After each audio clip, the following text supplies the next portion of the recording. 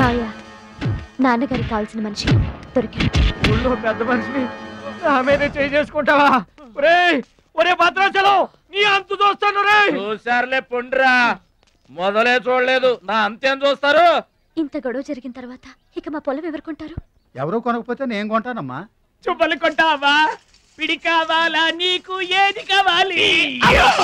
వారం తిరగకుండా మీ డబ్బులు మీ చేతిలో ఉంటాయి. ఉంటానండి. ప్రెసిడెంట్ గారు డబ్బిచ్చి నిన్నే హైదరాబాద్ పంపిస్తాన్నారయ్యా. నేను హైదరాబాద్ రావటం ఏంటి, ఊరుకోండి. ఏంటమ్మాయి గారు మీరు కంగారు పడుతున్నారు? ఆపరేషన్ చక్కగా జరుగుతుంది, మీ నాన్నగారు 100 ఏళ్ళు చల్లగుంటారు. ఏంటండి తప్పు మాట్లాడేనా? భద్రాచలం, అసలు నీ గురించి నువ్వెప్పుడైనా ఆలోచించుకున్నావా? ఆలోచించుకోవడానికి ఇంకేముంటుందండి? కష్టపడి పని చేయడం, కడుపు నిండా తినడం, ఏళ్ళకి తొంగోవడం, అంతేనా? అంతకు మించి ఇంకేముంటుందండి? ఉంది. నీలో నీకే తెలియని ఒక గొప్ప కళ ఉంది. నీకోసం ఎదురు చూసే ప్రపంచం ఒకటి ఉంది. ఒట్టండి, ఒక్క ముక్క అర్థం కాలేదండి. ఇందులో అర్థం కాకపోవడానికి ఏముందయ్యా? చూడు, నీళ్లలో మునిగిపోతున్న పడవను కాపాడి ఒడ్డుకు లాక్కొస్తుంటే నీలో సంజీవని పర్వతం మోసుకొస్తున్న హనుమంతుడు కనిపించాడు. పంచాయతీలో అంతమందిని చితకబాదేస్తుంటే కొండల్ని పిండి చేస్తున్న భీముడు నీలో కనిపించాడు. చూడు భద్రాచలం, ఇన్నాళ్లుగా నీలాంటి వాడి కోసమే వాళ్ళ నాన్నగారు వెతుకుతున్నారయ్యా.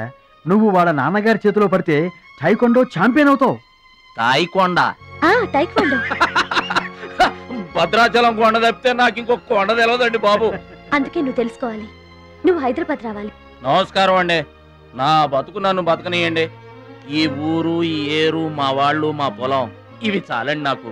చూడండి, గోదావరమ్మ గడప దాటి నేను ఎక్కడికి రానండి. నువ్వు రావాలి. ఎస్, సూర్యుడు తాను ఉదయించిన చోటే ఉండిపోతానంటే లోకంలో వెళ్తురుంటుందా? కాబట్టి నువ్వు రావాలి, నువ్వు రావాలి, నువ్వు రావాలి.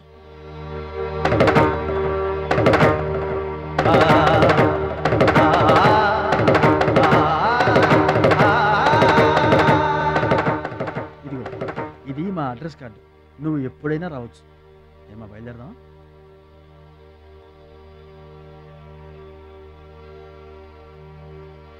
వాడి జిమ్మడిపోను, వాడు నాశనమైపోను, వాడి చేతులు విరిగిపోను. పసిపిల్లలను కూడా చూడకుండా కొట్టాడమ్మా వాడు. వాడి కొంప కూలిపోను. మింగడానికి మెతుకులేని పొండాకొర్లు నా మొగుడిని కొడతారా? వీళ్ళు నాశనమైపోను. పుట్టింట్లో కూడా పడని తిట్లు ఎదురింటోళ్ళతో పడాల్సి వచ్చింది. నాకు ఈ కర్మ ఏంటండి? మిమ్మల్ని తేలిగ్గా వదలను. నా తడాక ఏంటో చూపిస్తా, మీ అంతు తేలుస్తా. మర్డర్ కేసులో ఇరికించి మిమ్మల్ని అందరినీ పక్కలో రాయిస్తానే అనుకుంటున్నారా? నా మాట నీ చేతులు పట్టుకుంటామా? ఇంకా మీ మాటినేది.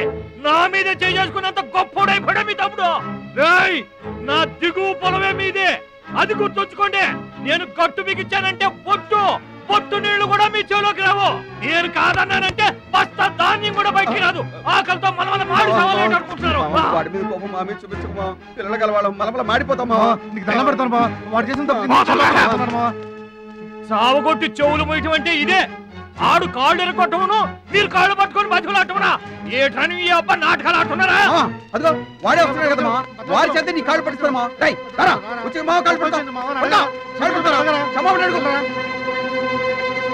ముద్దులు అనుకుంటామేట్రా, పడు కాళ్ళ మీద.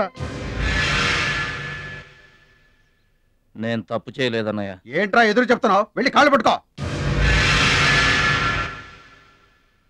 నేను తప్పు చేయలేదన్నయ్య. చెప్పరా, చెప్పు. ఆడెందుకు పడతారా? ఆడు పడ్డా మీరు ఏమీ అయినా పడవద్దు. మొత్తం అందరూ కట్టుకొని ఈదిని పడుతురు గాని. ఏమయ్యా, మమ్మల్ని ఇట్ట బతకనివా? ఇన్నాళ్ళు మా రెక్కల ముక్కలయ్యేలా వండి పెడితే మాకు మంచి పేరే తెచ్చిపెట్టావు. కొంచెడు బియ్యం వండి పెడితే కొంచెమైనా ఉంచకుండా దున్నపోతలా తింటాడు. అయినా మా బిడ్డే కదా అని ఊరుకున్నాం. సోలెడు పప్పు వండి పెడితే సగం అన్నానికే సరిపెట్టుకు చస్తాడు. అయినా మా అబ్బాయే కదా అని ఊరుకున్నాం. బాలేదా అని ఒక్క 4 రోజులైనా కాలేదు ఆవకాయ పచ్చడి పెట్టి. పూటకి కిలో పచ్చడి చొప్పు నాకి పారేసి జాడించి తన్నాడు. ఆయన పోన్లే మా అమరదే కదా అని సరిపెట్టుకున్నాం. పచ్చళ్ళు మింగితే సరిపెట్టుకుంటాం గాని పరువు మింగుతుంటే ఎలా సరిపెట్టుకుంటామండి? ఏమండి, ఉంటే ఇంట్లో అతనన్నా ఉండాలి, లేదా మేమన్నా ఉండాలి. తేల్చుకోండి. రాక్క ఉండ్రా, నువ్వు ఒక్కడవే ఇంట్లో ఉండ్రా. మేమే వెళ్ళిపోతావురా. పనిక మాల వెధవా, పోతావురా. మేమే పోతాం. ఆగండి అన్నయ్య, నేనే వెళ్ళిపోతాను.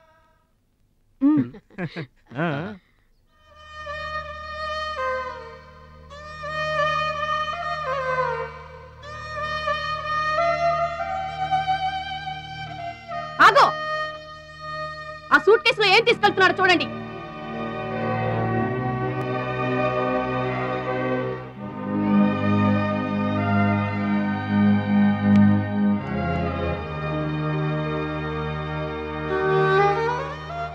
అన్నయ్య, మీకొకళ్ళకొకళ్ళు తోడున్నారు, నాకెవరున్నారు? అమ్మ నాన్నలే నాకు తోడు. వదినమ్మ, అమ్మ నాన్నల ఫోటో మాత్రం తీసుకెళ్తున్నా, మీ సొమ్మేం తీసుకెళ్ళలేదు, ఫోటో మాత్రమే. బాబాయ్ వెళ్ళొద్దు బాబాయ్. బాబాయ్